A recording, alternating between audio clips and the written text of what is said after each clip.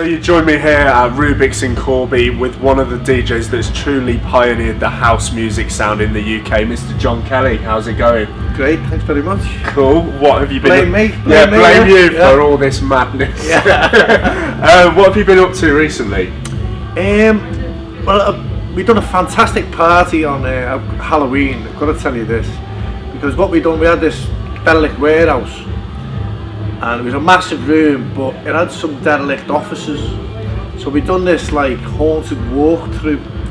Oh, cool. So we decorated each room, and we got these drama students to dress up as zombies, and we built us a coffin. We had one of them lying in there, and none of them knew this, but we made them walk through 6 rooms, dark rooms, with these people jumping out on them, and it really freaked them out. You should have heard the screams coming out of the room. Oh, was this for Halloween? This was Halloween. Right, okay. But everyone got to, about 95% of them got really dressed up. It was a fantastic party. We called it the Scare House Party. Okay. Instead of the Warehouse, Scare House Party. And but none of them expected it, so it was a really great start to it, and really made the atmosphere great. And is promoting something you're moving more into, or I know you've always kind of promoted nights, but is this something that you see as the future, or are you still DJing? Yeah, well, I think you've got to be more proactive. Even the big name DJs, and you just can't lie on your laurels anymore. Yeah. You've got to go out there and create parties, and that's how I started. I started with little parties, breaking into warehouses. Well, the only light we had was a police light. That was back in the day. Yeah. And instead of spinning it around like that, I stuck it on the wall sideways, and it lit the whole. Wow, it was brilliant. Low budget. But all like that. Wow. So obviously you're playing for us tonight, and you played a couple of months ago with Seb. Yeah. That was good as well. Yeah. Where else have you been playing in the UK? I mean, obviously you're most associated with Cream and Gatecrasher, I played and Cream like that. 2 weeks ago with Tall Paul Van Dyke, Chucky, Darren Emerson. That was for Cream's 21st birthday party. And I remember the first birthday party, but that was a while ago. And I've done my own Quadrant Park. We do this thing once or twice a year called Quadrant Park Reunion. That was fantastic. That was last week. That was definitely one of the best ones we've ever done. But it was even better because the guy came up at about 2:45, and I was playing. The guy who owns the place, and he come up and asked me. He said, "Are we going 3 o'clock or 4 o'clock?" And it's on all the flyers, 3 o'clock. And I just went, 4! And he went, okay. So we got another hour out of it. Well, that's good. More money for them as well. Yeah, they are big spenders at the bar. Yeah, but I was expecting to come up and go, no, it wasn't 3, but we got the extra hour. So that was sure. Good.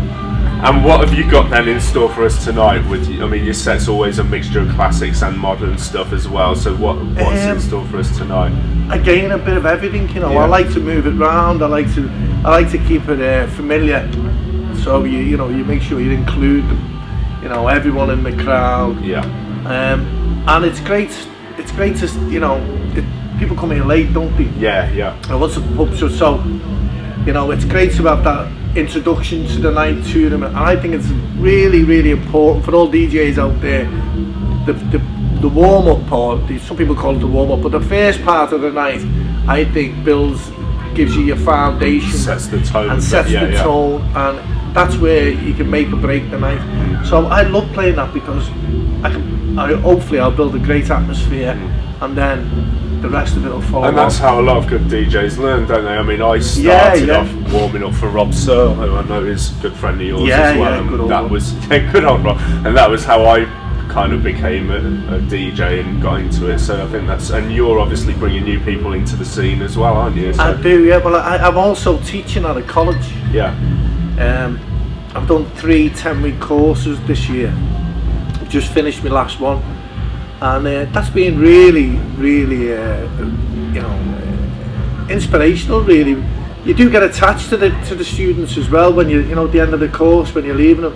Some of them have never picked a set of headphones up, and are totally, useless and never will be. But never will be DJs, but you can teach them the basics, and they can, you know, they can then mix, you know, to the friends or even just to themselves in the bedroom. Yeah. But some of them are really good.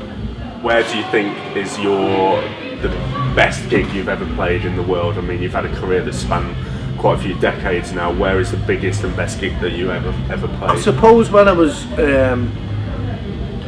resident at Manumission for years, I mean, some of them parties were just the most outrageous, fantastic parties you've ever played.